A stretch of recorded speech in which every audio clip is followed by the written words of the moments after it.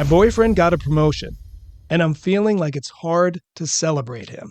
My boyfriend, male 27, and I, 30 female, both work at the same company. We've been together for 2 years. We are both engineers in comparable roles, except I've been there 6 years and he's been there 3. After getting 5 out of 5 stars on all reviews for the last 5 years, I had a leadership change that took away my chances of promotion. The leader is a person that is very well known to push people under the bus to get ahead. So I was forced to move to another team with a great leader, but less growth opportunity. I tried to talk to my partner a few times about how frustrating this was because I was now missing out on opportunities. Not only did he brush me off, he started playing devil's advocate, going as far as openly questioning if I was deserving of a promotion in the first place. He actually called me entitled. His reviews in comparison are generally 3 out of 5. Today he called me and told me that he got promoted into the same position that I was supposed to get, and told me that he wanted to celebrate now that he will be making 30% more money. I'm seriously happy for him. I'm not jealous, however I am upset.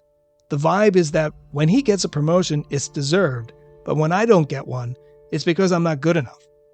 This lack of empathy exists all over our relationship. Not sure if this matters, but my company has about 6% women in the engineering department, and I don't know a single one that has gotten a promotion without having to fight hard for it.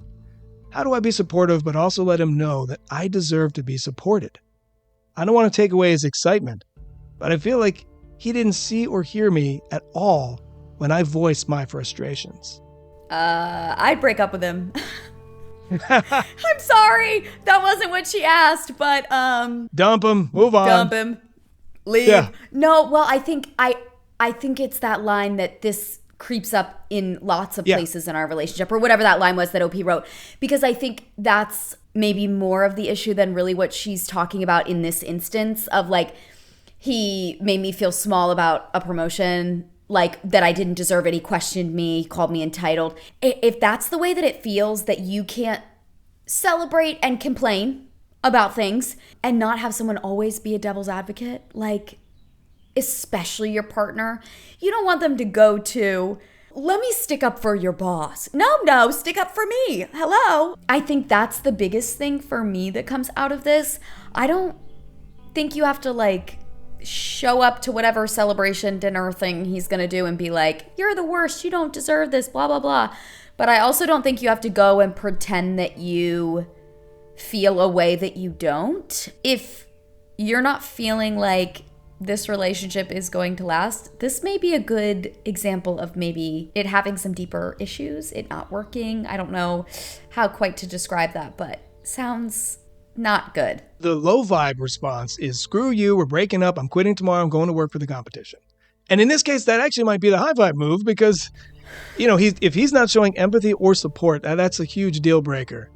The high vibe response is that this is about self-worth and identity, because I think too many people believe that they should accept less from a partner, less empathy, less support, less validation, all because they're afraid that if they leave, they would have no better options, which is absolutely not true.